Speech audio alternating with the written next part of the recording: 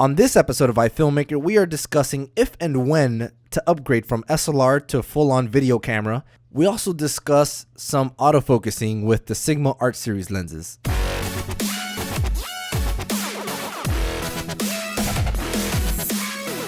Welcome to another episode of iFilmmaker. My name is Martinez, and Mr. McCoy is back with us. What's up, man? Not much. Well, actually, I shouldn't say that. Why do I always say not much when there's actually a lot? That's a very natural response when people ask you that, but you really don't think about it. It's just natural. Yeah. Today you have a very different scenario going on there. What's going on? I'm about to do I'm moving around quite a bit for the next few months. I think for the next 3 months I'm going to be traveling around. So at the moment I am making this call. I popped into a friend's house so we can actually record today's podcast. I am still in Brooklyn, but I'm going to head out, I think, this weekend. I haven't even booked flights. I've been so busy. I had to move out of my apartment. And I'm basically going to be on, it's my own world tour, you know. So I'll be traveling around a bit. A lot of shoots coming up, so I'll be going to be in LA soon. Then I'm meeting up with you in Minneapolis, St. Paul.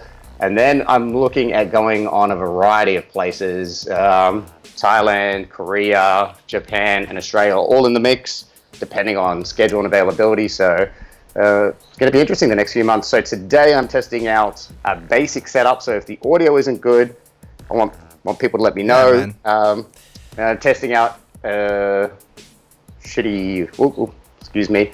headphones, and basically a simple recording just off the computer, because when I'm in Asia, I think we're going to have some bad internet, so we need to know what this setup's going to be like. So let's see how today works out. We'll see how it goes. I mean, I understand everything that you're saying, and I'm sure that the viewers or listeners are not going to mind too much about that kind of stuff. But all right, man, it's good to hear that you're on the go.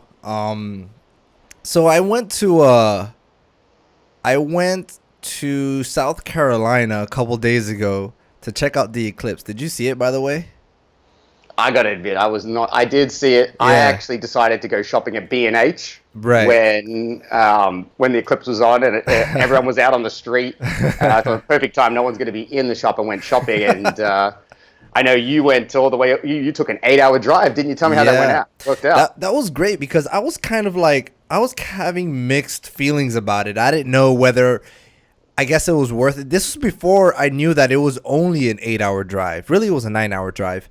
I don't know why in my mind, I didn't know why I thought that South Carolina was going to be like 15 hours or something like that from where I was. And then, you know, my mom approached me. She says, "Hey, your dad and I are thinking about going over there. Do you want to come with us?" And I'm like, a part of me was like, man, it is a mission. But then the other side of me was like, I'm never going to be able to see this ever again. You know, the way that that people are talking about it. So I just said, what the hell? I'll just go over. And I got to tell you, man, it was definitely worth the trip. It was quite incredible. For those. I'm a cynic. I got to tell you, I'm a cynic. I was not really interested in this whole Eclipse, and I tell people, you know what, go stand outside, and when a cloud goes in front of the sun every now and then, you're probably going to get the same effect. Now, I will say, in New York City, we only got 70% coverage, so it wasn't as exciting. If it was like 100%, I saw Vice did a piece the other night, and they had the 100%. Now that looked pretty cool. That's what I'm talking about. Maybe I'd be interested. Did you get? That's what I'm saying. In South Carolina. I'm sorry. Say what? What percentage of the Eclipse did you guys get? It was 100. Okay. In Miami. Maybe. Okay. No, that's what I'm saying. I wouldn't have taken that trip if it was not for 100. I went to go see full totality, and that's what I was there for. No, for sure. But that's why I'm telling you, it was completely worth it, because you got to see, like, it's 2:30 in the afternoon, and it literally went pitch black where I was. And it was like, it's definitely a surreal experience when you're there, because obviously that never happens ever. Obviously, because, you know, you have the way that the galaxy works and whatnot. At 2:30 is usually very bright and very sunny. So to be able to witness that and be there, I think it was again, it's not gonna happen again for another 100 years. Even though I did see the whole solar eclipse thing, it's gonna happen again in 2014. It's just not the same path. Wait, 20 what? 2024. I'm sorry. 2024 is gonna happen again, but it's not gonna go through that same path. So I didn't miss anything. Whatever. Huh? I didn't miss anything. No, I'm telling you, man. If you were there, it was quite incredible. Did you film it? Yeah, I filmed it. Not very well, but I filmed it. So I went because it was last minute. Legit, my mom was telling me about it, like that she wanted to go with my dad. Literally, 2 days before, and I just did not have time to get the necessary gear. I would have loved to at least borrow some sort of 400 or 500 millimeter lens, and get the proper ND for it. And so that just FS5, baby, put the auto ND that stuff. I did. However, I only had a 24 to 105, and it was just really tough. It was really tough. But anyways, I did my best. But it was just a great experience to have, though. So I'm glad you did, because you did it for us, because I'm still, like I said, I got to experience it watching it on HBO's Vice, and I think I was like, yep, saved myself 8 hours, didn't have to drive, didn't have to pay for any petrol money too. So it's definitely like you could never, like, no picture as good as it is could ever do it justice. Like you have to. Really? Really? 100%. Listen, enthusiastic, Ariel. No. Here, let me tell you something. You've seen landscape pictures of huge mountains. When you're actually there, it's not the same. You know that. You know this. Come on. When you see pictures of mountains, it's not the same as you really being there. It's that. I think Ansel Adams takes a better picture than I'm going to go out and see. So I'd prefer to just check out the picture. Well, probably, but when you're out there, you get to feel and witness the vibe, the true experience. That's pretty much what I'm talking about. And the fact that I probably won't get that opportunity again. For me, it was worth it. In addition to spending the quality time with my parents. So. Oh, well, that's nice. Well, I will say that B&H was quite empty then. So thanks to everyone else. Let's make sure people go out so I can go shopping and do my thing. I was literally inside when the eclipse was happening, buying camera gear. I can imagine.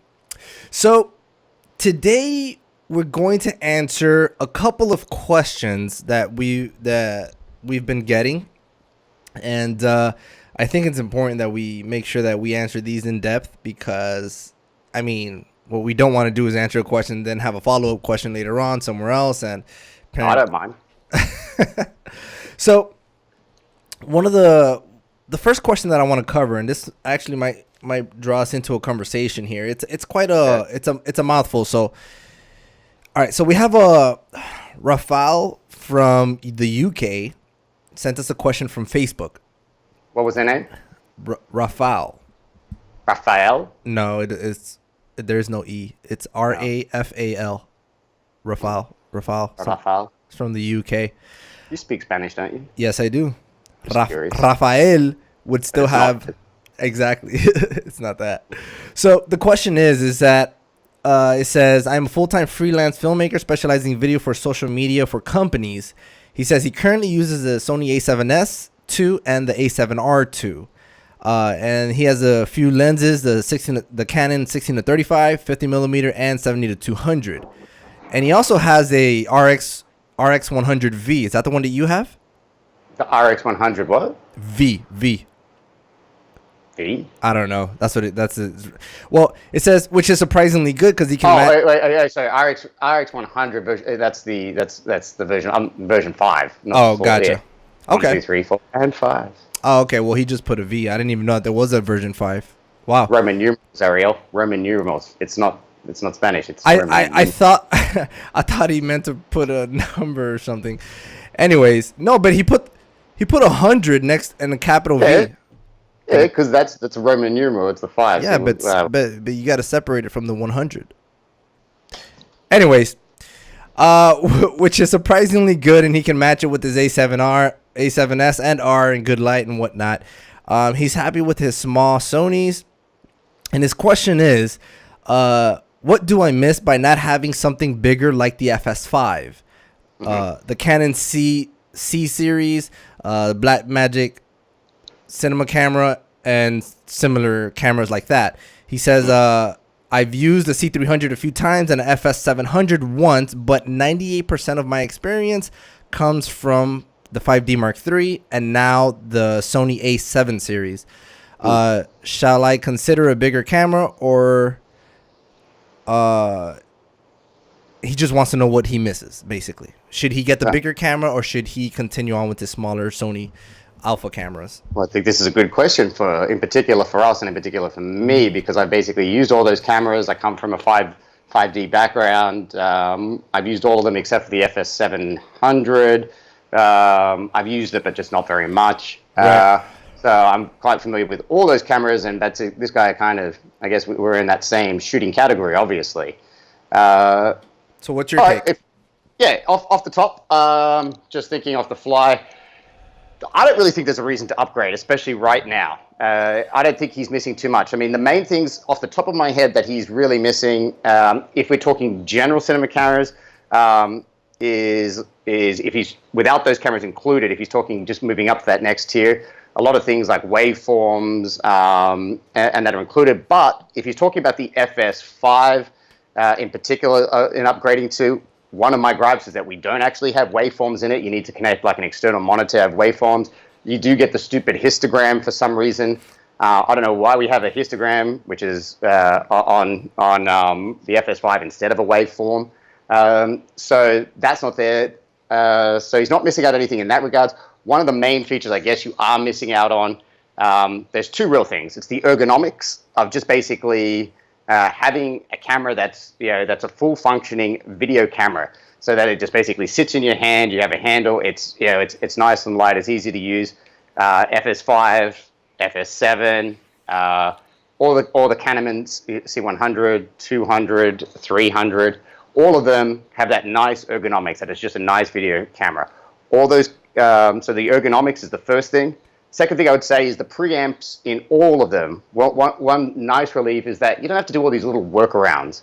I'm sitting here right now with, I got the updated little hotshot that you can put on all the Sony A series cameras and the 6500s. While these are okay, from my understanding, is that the preamps within the cameras themselves aren't as good as the Cinema series lines. In particular, the FS5 has some great preamps in it, so recording your audio is much easier. Unless you get one of these little things, you're going to have to do a workaround for your audio. And that's just frustrating, because you end up then like attaching attaching like little audio components, like a Zoom recorder on top. You have to attach a cage. So it means that basically your little handheld camera ends up being this clunky like Lego jigsaw puzzle of a thing. So ergonomics, if that's important to you, and I found that was great, just being able to pick up an FS5, have it in my hand, have everything there with the audio components, not have to think, not have to worry, does this part work with the next part? That's a great advantage. So you are missing out on that. But the one thing, I mean, if you get around all of that, the one thing I would say that's missing is the ND filters. And for me, that's a huge thing. If you're doing run and gun stuff, that's the only thing that I really, as I've been talking in the last few podcasts, I'm really considering like ditching the FS5, getting rid of my kind of cinema camera and just going to a light situation on a 6500 and the A7 series, basically what he's on at the moment. I'm considering downgrading. But with having those ND filters, especially on the FS5 and the FS7 Mark II, there are times where I'm shooting sporting events, and I can't adjust. I'm on a gimbal. I can't adjust my ND on the fly, and I have used the auto ND feature, and I think it's fantastic. I know a lot of people would say never use auto anything, but there are times where you need to, and that auto ND feature on FS5 and FS7 is phenomenal. The Canon Cinema series does not have that. It has variable ND that you have to you have to click and flick. So Sony's ND system in general is much better because it also has a variable ND. So if you do need to adjust it, you can adjust it by slow increments from 0 to 128. So it's kind of I mean, if you're shooting indoors and he's doing only events indoors and doesn't need that ND and is happy to not have to do, is happy with like the jigsaw puzzle of whatever he has, attaching audio to his smaller cinema cameras, I would say stick with that. There is currently really no reason to upgrade, and I'm hoping Sony in particular fixes adds the in-camera body stabilization to the FS5 and maybe the FS7, so that some of those Sony lenses, like some of those G Masters that don't have optical, like image stabilization or will work in the camera. But right now, if you're not missing waveform, I actually really think that the 6500 and that A7 series actually works out better. Right. I think it's a better buy. It's cheaper. You're going to save some money. You're going to be more mobile, and I'm liking that setup. So I wouldn't suggest upgrading right now. Now, if Sony upgrades the FS5 and the FS7 with in-camera body stabilization, then yeah, I'll probably jump on board with that. Just because like I said, you don't have all these workarounds, and that varial ND filter is just a lifesaver. Yeah. That's good, because I think that if I was in your position as well, shooting all these CrossFit events and in that manner, I would probably have the same outlook on it, because I mean, even though it's still a light camera in itself, it is a backbreaker when you add hours upon hours of holding it up, and you're pretty much getting the same image. The only thing you'd be giving up is probably the 10-bit color, which for me, and you mentioned yourself that you enjoy that as well, and then also the built-in NDs as well.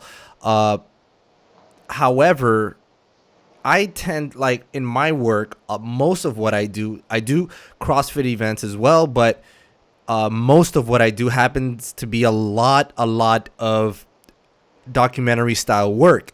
And one of the main reasons that I got my FS5 was because, just like you had mentioned, I was running and gunning with, back then, either the A7S Mark II or the A6300, where, and I'll post pictures about this, where I was literally having to attach I needed to record 3 and 4 audio sources at once while running and gunning, 3 and 4 labs, and that just wasn't cutting it. I had to attach my Zoom H6 onto my rig. I had a cage for my camera. I had to attach it to that, and then it was like Frankenstein. That's what I would call it sometimes. And then in addition to that, I have to attach a shotgun mic on top of that, a proper one, so that, in case we wanted to use the external audio. And it was just very inconvenient, very, very inconvenient. I hated running and gunning like that, because the thing is, I have to make sure that everything is tightened, and if I kind of turn it to the right, my either one of the receivers might fall, or the H6 just kind of turns on on the ball head that it was on. It was just very, very inconvenient. And then the NDs. I had to have what I would normally do is just get the variable NDs and put it on the lens. But if I wanted to change the lenses, then I have to get a different variable ND, or use the same one and just swap it out. It was inconvenient, and it wasn't smart for me, at least in the way that I shoot and the way that I needed to shoot. So that's when I've had it. So I was like, man, I need a proper video camera. This is not a reason that I got the FS5. There's a reason why I got a video camera, and to me, the FS5 was the best choice for me, because the biggest reason why is because I wanted to have the option to shoot externally and whatnot, and that's why I chose FS5 over the FS7, because I would be paying a lot less to have that option. So basically, yeah, I mean, well, you got to take into account as well, and I did say you will save a little bit of money, but then by staying in that A series, A7S, A7S2, A7R, that Sony A series camera, or even like the 5Ds, you'll save some money in the short term. You can pick up an A6500 for $1,500 odd, as opposed to an FS5, which they've just reduced by $1,000 to $5,000, and then an FS7 for $7,000 or $8,000. Cinema series, or roughly the C1, 2, and 3. They keep changing their prices on all those, but they're roughly in that same category. At C300, what is that now? It started off at 16 grand. They've dropped the price. I don't even know what the C300 Mark II is now. I think the Mark II is about 10 to 12,000. I think it came down to 10,000. I want to say ever since the C200 came out. Last I remember, it was at 12,000. And then the new C200 they just announced. I only saw like UK pricing on it, which was like, was it £7,000? Whatever the case may be. It's considerably more for those cameras if you're just buying the cameras. But exactly what you just said, when you need to add on, for instance, like let's say you got an A7 series or the 6500 or 6300, and you attach this. This is $600. So that's your audio, and that's if you can attach it to the top. So that you can attach microphones to it, so you can put labs on it. So that's $600 on top of that $1,500 that you're paying. Then if you want to buy a cage for it so you can hold it properly, like the Tilta Cage that I know that you use, that's worth $600 as well. Yeah. So, and that's great. It's got a nice little wooden handle that you can attach. So it's kind of similar, then it's becoming similar to the ergonomic. So already now, just to get it kind of close to the FS5, you've already spent now $1,200 on a cage and a mic. Okay? So you're basically gone from $1,500 now. What are you at? $2,700 now. Yeah. Then you need to get a nice variable ND. Now you can get cheap variable NDs or you could just buy like fixed ND filters. But let's say you get a good variable ND so that you can adjust it on one lens. I had purchased 3 Tiffin variable NDs, which ended up running me $450.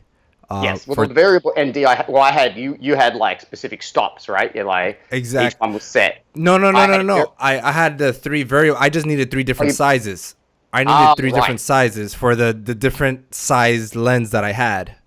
Right. Well, I bought one when I had, and I just bought one expensive one because usually for my main camera outdoors, I would be on the Tamron 24 to 70. So I bought one good variable ND. I think it was an 82 millimeter, and that at the time was $375 Australian. So you add that on top of your price, and that's only for one lens. So the good thing is with like the FS7 Mark II or the Canon Cinema series line, the ND is actually in the body of the camera. Yeah. So it doesn't matter what lens you attach, and you can adjust it. So once you start taking those things into consideration, all the workarounds that you're doing, there are a lot of little extra parts. So it almost, as much as I say, it almost works out to be the same. Now, if you're not doing any audio and you're like in a commercial situation where you're indoors and you can set your lighting, you don't need to worry about any of that, then it does work out slightly cheaper. But I mean, it does kind of come along the same. So I want to make sure that I kind of preface what I was saying with the knowledge that there are these little workarounds, and it does kind of start adding up in regards to pieces and parts. So, yeah, I mean, especially with the way that you're gonna want to work, as I continue to learn and know the differences and what all those little pieces that we mentioned and how it's important in my work, I always default to, man, it would be much better if I had that, like all that, like the ND filters, the XLR inputs, which was very important for me. I never really felt safe making my main audio coming in through a 3.5 millimeter jack. Mm-hmm. You know what I mean? And yes. I've had situations where I've had to have my microphone attached with the bless you. With the XLR to a 3.5 millimeter jack going directly into the A7S Mark II, which I never was really, that's kind of wishy-washy, I enjoy having a proper XLR input, and I'm safe knowing that, I'm getting proper audio. I'm able to monitor my audio properly, how it's supposed to be monitored. Yes, actually, that's another big thing to state, that just being able to monitor your audio, being able to listen back to your audio. A lot of these cameras, like on the 6500, I'm not sure if I can't remember with the A7, you can't plug in your headphones and listen to what you're recording back. So if you are doing a lot of dialogue, that's the main thing. And this is one thing I think, the first thing that I learned out of the box was, and I'm sure you would agree with this, audio is as important, if not more important, than your video. And I keep stressing that to people. I mean, you could have watch. You can watch on YouTube anytime you can. Pick up a video. If the image is horrible, we're all used to seeing sketchy images, like whether it's surveillance, like a surveillance camera or somebody's chest camera or a shaky handheld footage. You can put up with it, but you see how fast you switch off a video if the audio is horrible or if there's no audio. Audio is something that I think is always undersold, and I think is the most important thing. So if you really are professionally recording a lot of dialogue, then you really need to have something where which is kind of flawless or as best you can in regards to audio. So that would be the main impetus to upgrade. Wouldn't you say? Yeah, I mean, I can tell, Mike, that you haven't gone back and listened to my previous episodes before you came on board, because I've mentioned that's one of the things that I mention every single time. And one of the things that, I guess one of the lines that I've taken away, I forgot where I heard this. What I usually always say is you could always forgive bad video with good audio, but you cannot forgive bad audio with good video. 100%. You know what I mean? And that's something that is super important. People need to understand that. And I get asked all the time, what should I invest in? I have this camera and I have these lenses. Should I get a better camera? Should I get a better lens? Should I get better lights?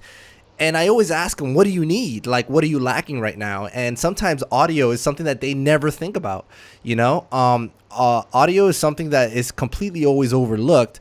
And people need to know that that's very, very important. So for me, going back to our discussion with the proper video camera, that was one of the major key components that I considered when getting my FS5. I knew that I had to get those proper XLR inputs.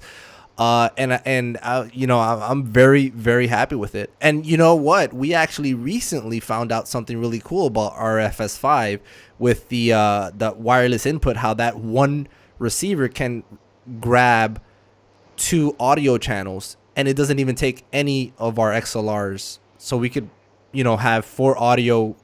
We can have 4 audio channels, 4 lavaliers going directly into the camera at one time. And I think that, which I'm just about to upgrade to. I'm about to pull the trigger on that. You're gonna get that, right? That is so good. And I'm actually, it's funny because I was. Well, I'll tell you how good it is. I mean, have you actually used it or? No. I'm thinking it's good to have that option.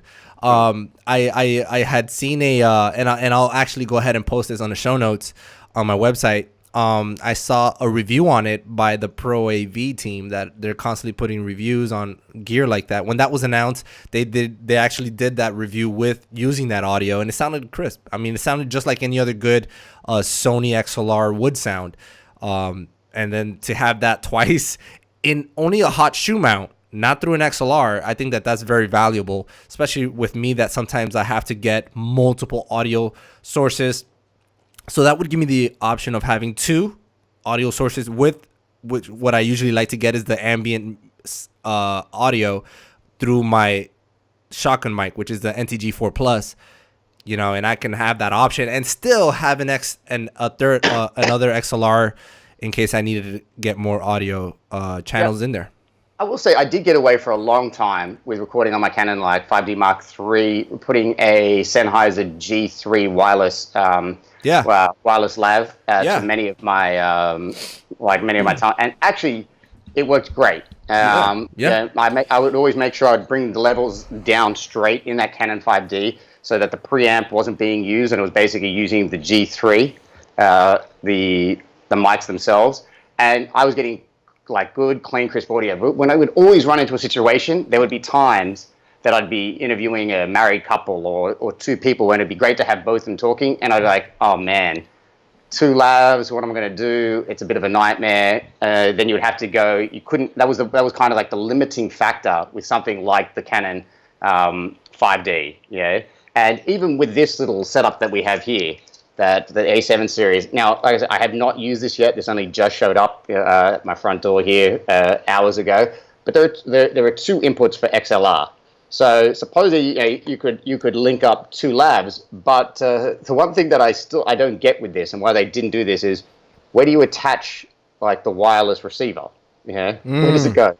Like I know some people will put some Velcro on that and they'll attach it. So even though it has the 2 inputs, where do you put the receiver if you're trying to lab people up? Whereas the FS5, even though it doesn't have 2 spots, the fact that it has this already has the cold shoot, so you're attaching this on top of the camera. You can't attach the receiver on top. So I don't know why they didn't utilize that. So it's one of those situations that. And even if you could attach it, you're starting to build a tower there on your little rig there, where that's why you just showed me the cage, right? So let me have a look at that cage. Yeah, so this is where the cage would come in handy. Can I see that handle? Can you show me the handle? That nice wooden handle. This is beautiful, and it feels great, and it feels very similar to the to our handle on the FS5. And people listening to this on the podcast, what Ariel is showing us right now is the Tilta. What's the name of it? It's the Tilta. This is the Tilta. It says the A6300, A6500 rig. I think is that aluminum cage? Oh, here it is. It's a ES-T27. Okay, and it's basically a square cage that fits around the body of a FS5. Excuse me, not FS5. The A7. A6300 and A6500, which I gotta say, it's really more for the A6500 because it actually has these 2 buttons up here for your C1 and your C2. Oh, that's pretty cool. But the A6300 doesn't have those buttons, so it's like really, it doesn't do anything for me. I like the wooden handle design. That looks nice and smooth. No, that's great. That's awesome. And the cool thing is that it has an attachment here. I don't know if I would be using it too much, but I can connect it to the camera via the micro USB, and then I have this button right here to use as a record button. Oh, and that will enable the buttons, will it? Yeah, that will enable only this button here. Does the that micro USB cord? Is it a mic? So what is it? It's a micro USB. Yeah, so it goes from here. It goes from this underneath the wooden handle. Yeah. Right, and it goes and it comes. It's a coiled cord. Does it come with? Does that cord come? Does Tilta sell it with it, or is it? Yeah, it comes with the cage. It comes. Yeah, everything. I had to look that up the other day. It's about $600, isn't it? What, the cage? Yeah. Yeah, it is. It's not cheap. Yeah. So wait. All right. So going back to his core question, what would Mr. Martinez? Because I think we've been a little bit wishy-washy. We didn't really give the guy an answer. Because let me just make it a little bit more confusing. So lately, and this is a good question that we're answering now. Lately, I've been really missing my A7S Mark II. Really missing it because I was doing a small little project for my church, and it was whatever. I was just doing a little something, just shooting around. Usually, I don't use my FS5 too much unless it's a very big project for my church. But I was messing around with my A6300, and I was really wishing I had better low light performance. My church, when it's in service and whatnot, and I did have my my 24 to 105 and the Metabones speed booster, and I had a 2.8, which is fine. But I just wish I had that extra push for low light, and I wanted to throw my ISO much higher. I was already at like 3200, which is already like crazy pushing it. On which camera? A6300. A63, yeah. I'm already pushing it there, and I'm like, man, I really wish I had that extra, extra ISO performance. So I'm really missing my A7S Mark II. So now I'm considering getting it just for projects like that, things that I'm, not every time. I mean, look, hold on. Yeah, that's that. Every time I'm, this is my main setup. I'm right here. And what Mr. Martinez is showing us is his FS5 with a 24 to 105 on the front. Yeah, and basically my Odyssey 7Q Plus, because I'm always shooting. That is a big chunky beast that you got there. Right. Oftentimes, if I show up with this, like anywhere, if I'm shooting in public, following whatever it is for the documentary, a public figure, whatever the subject is, and they go into, let's say, a bakery, and I walk in with this big old beast, it's very noticeable. But if I walk in with my A7S Mark II, in those situations is where I would rather. There's some times where I kind of want to be discreet. I cannot be discreet with this. I can't be discreet. So that's why I say, so let's try to unconfuse this a little bit. When it comes to deciding what camera you want to get in terms of video camera, consider those things. Consider what you're shooting, how you're shooting it, and do you need to be discreet to shoot it? If I don't think so, if you have the option, if you could have any camera, right? And let's say you're shooting narratives. If you're shooting narratives in controlled environments where you have full control, you have full permission to be there, I wouldn't say why not get a full video camera, you know? But if you need to be running gun like Mr. McCoy, if you need the less weight, if you need to make sure that you have the camera like at the ready at all times, if you need the convenience of being mobile like that, then yeah, I would suggest you stick with the A7S Mark II or one of the regular Sony Alpha cameras. Yeah, that's something I forgot to think about actually, and that's something that I do come across. Now, for instance, in Sydney, Australia, basically I would go anywhere. I never got permission. I would just go film anywhere. I'd stand in the middle of the street. No one ever came up to me. No one ever said anything. And if they did, I'd be like, "Oh, mate, they're just shooting something," and it's maybe that the stream and they'd be like, "Yeah, cool." I'll just be like, "Yeah, I'll be out of here in a minute." And if someone really did give me a hard time, I'd just tell them F off. But that never happened. Yeah. Now, I will say we were shooting a commercial. Having the size again, also we're not on huge, gigantic camera rigs like shoulder-mounted gigs. So, but never in Australia did I ever was I ever concerned about someone telling me not to film somewhere. Yeah. Right. A few times, I will say, I've been in Los Angeles. I've been standing on a street corner, and I've had residents come up to me, and they know the zoning laws straight away, and they will ask us, do you have your permit? And if not, they will call the police, and they'll be fast to come out, especially in nice areas you're filming in, and they'll be fast to come out and ask you, do you have permission to be there? Now, that's happened to me a couple of times, and I've known these areas where we can and can't film. And it's that old scenario, of course, you should always get permission, but sometimes you should always ask for permission later and just do what you need to do. And when you're doing that, I've just basically, when I've been on these smaller cameras, like the A series and smaller handheld cameras, I'll just play the tourist card. Just filming something for fun, and it's for my own purposes, and they just leave you alone. That's a good thing to take into consideration as well. It's funny. I was shooting a commercial for the Dade County Fair here, the Miami-Dade County Fair here in Miami, and most of the commercial we shot it on the Red Epic Dragon, and a full-on set at a house and whatnot. But the commercial, it's for a fair, so we need to show shots of a fair. This is a fair that is coming in like several months, so it's not even here yet, so we can't even go and shoot. Let me just reiterate why would you ever shoot on a red when Sony is so much, the Ep45 is so much better, but continue. Well, this is something that, you wanted that color depth and whatnot. It's a full-on shoot. It's a full-on production. This is what the client's paying for. They're paying a lot of money for this. But we simply needed shots of a fair in a fair, and we could not get the permits. And so what we had was this high school I think it was like a K through 12 school that was throwing a fair, happened to be throwing a fair, and when we asked for permission, it was denied. It was denied. So, it was denied to bring a full-on set, bring a full-on production and whatnot. We wanted to keep things relatively simple. So we said, okay, we just got the A7S Mark II. We just went, and what we had to do was get our main subject. We got our main subject, and we put her on a ride. I had to get on the ride with her. We were sitting on opposite seats. It's one of those that spun a lot and whatnot. It goes up and down. So, and this was like probably the worst time I've had probably shooting in terms of how dizzy and crazy nauseous I got. I had to basically keep her framed up. But anyways, we're moving around, getting the shots that we need with not a problem. It was very simple, very simple. Now that ride made me nauseous because I'm trying to focus and keeping her framed up while my entire world is spinning around. And I actually have a picture of this.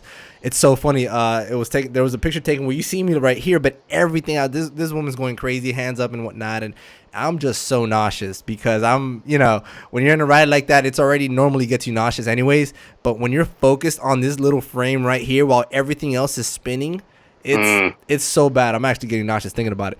But it's situations like that where it's good to have a smaller camera to move around with, to go run and gun with. So, well, I'm going to answer his question very simply, which I could have started at the beginning of the thing, and I'm going to say, if he already has that amount of gear right now, my answer to his question is do not upgrade to any of these cinema cameras right now. you've got a couple things happening, especially with the Panasonic. Was it the The EV1? Evil, Is it? yeah, the Evil One.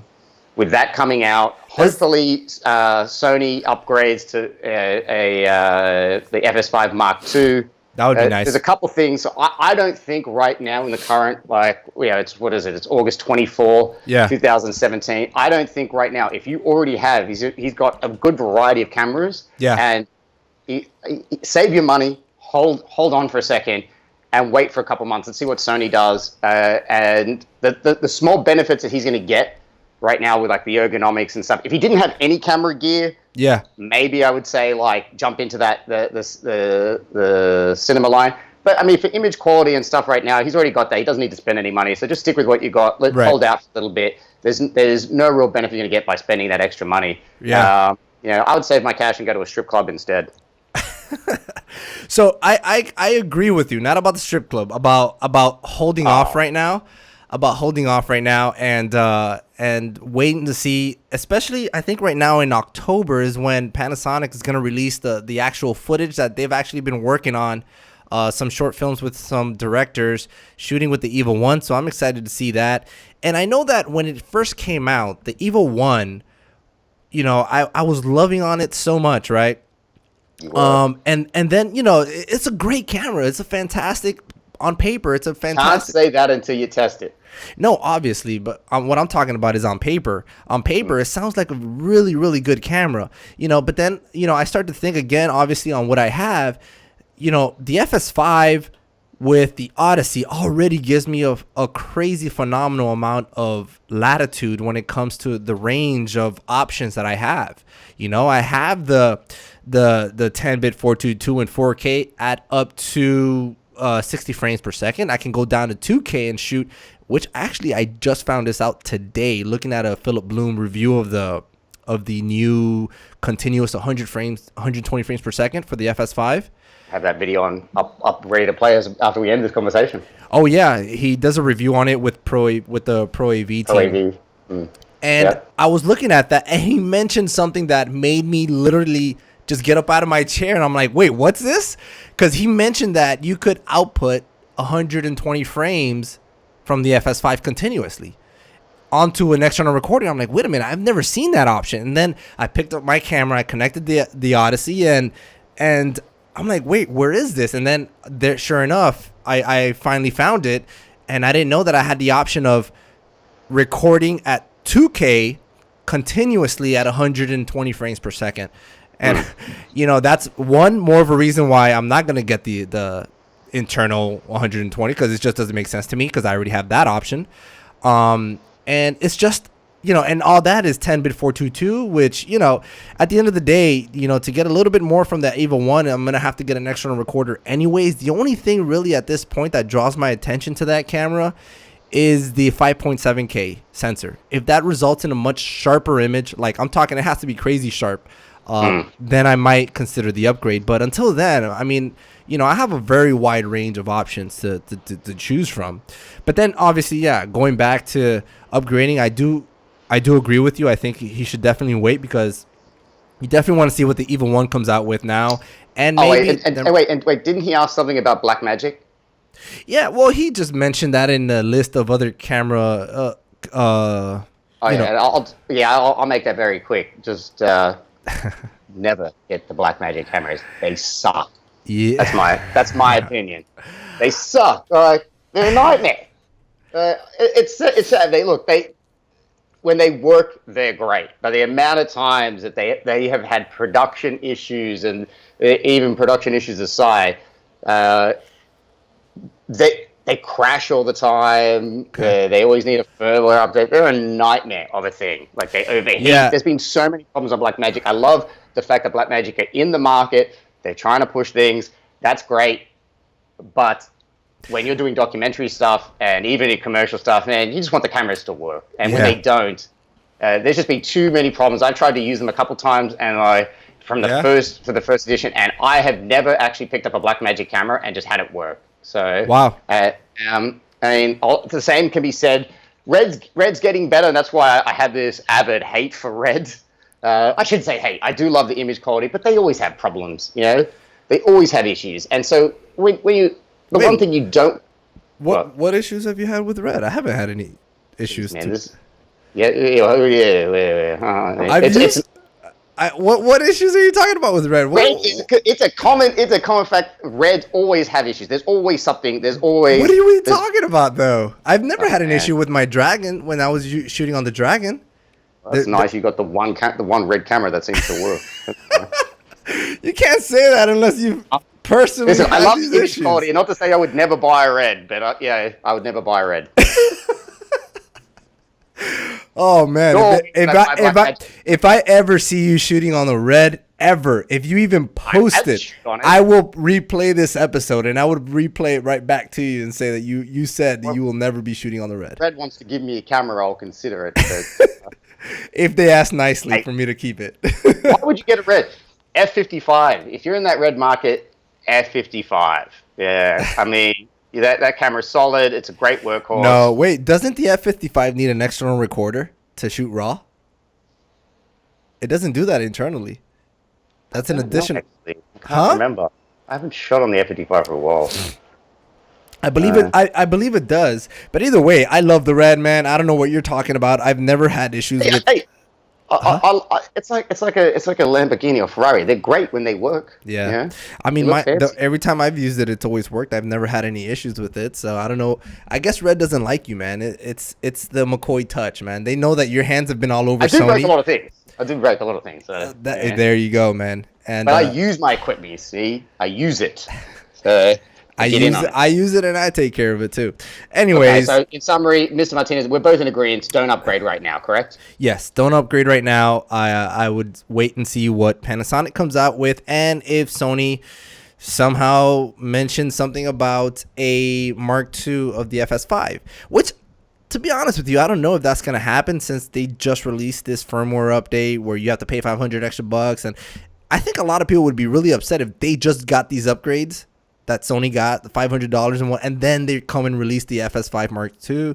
You know what I mean? No, not really. If it came with in-camera body stabilization, that would be a huge one. That in-camera body stabilization. I've been looking at all the Rokinon lenses, and I've been, eyeballing it, even though those are not my next lenses. But if I go cinema and I try to, I guess if I'm trying to save some money, I would go Rokinon. And personally, just get a whole set of Rokinons and whatnot, which are nice, but that not having that image stabilization I would regret it later. So it's just something that I'm looking at. But anyways, talking about lenses, let's go ahead and get into this next question real quick. That we're not gonna spend too much time on this. So I have a Thamis from Facebook as well. She's saying, hi, I'm a big fan. You mentioned more than once that you said you had the Sigma 18 to 35. I got my Sigma 18. I'm assuming she means the f1.8. She says, I got mine recently and I'm having some focusing issues. At 18 millimeters, I was focusing issues at 18 millimeters. I was wondering if you can talk about that on the show. YouTube is full of complaining about it. So she's wondering if it's, I guess, worth the risk. What's it? But I decided it was worth the risk. Okay, so I guess she's having focusing issues at 18 millimeters. On what camera do we know? She doesn't mention it here. She says I tested the lens because I had asked her on Facebook. I asked her what exactly is the issue. So she says that she's testing it on her old 550D. So I'm assuming that's a Nikon. 550D. Isn't that a Nikon camera? She doesn't. I thought maybe it was like a Rebel series or something. Oh no, wait. All right, there's a Canon. This is the 550D. Is that a Canon? Nah, Nikon or Nikon. It's a Nikon, right? Well, all right. So she says your first mistake shooting video on a Nikon. Yeah. She says that mostly. Okay, so she's saying it's mostly for pictures. The autofocus is horrible. Oh, she's taking photos? Yeah. Well, she says mostly for pictures. The autofocus is horrible on the 80D, which is now she's switching cameras on me.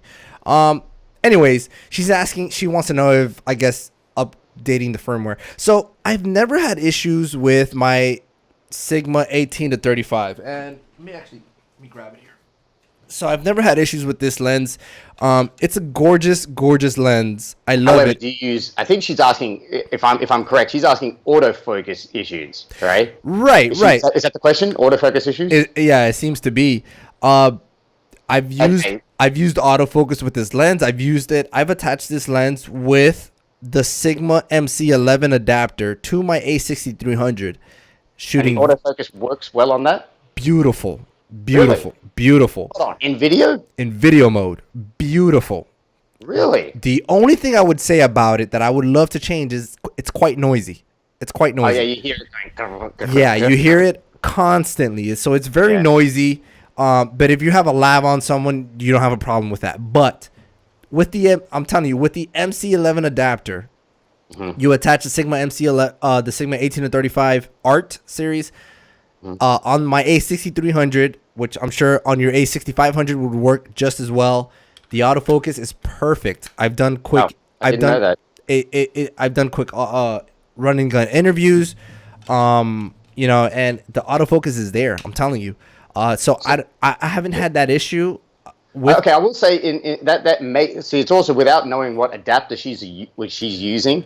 That plays into the effect. So maybe she could have a Metabones, and I know there's some cheaper offshoots that. Well, I will say generally I would never use when I'm on an adapter. I just don't use autofocus. And I generally just don't use autofocus at all. Right.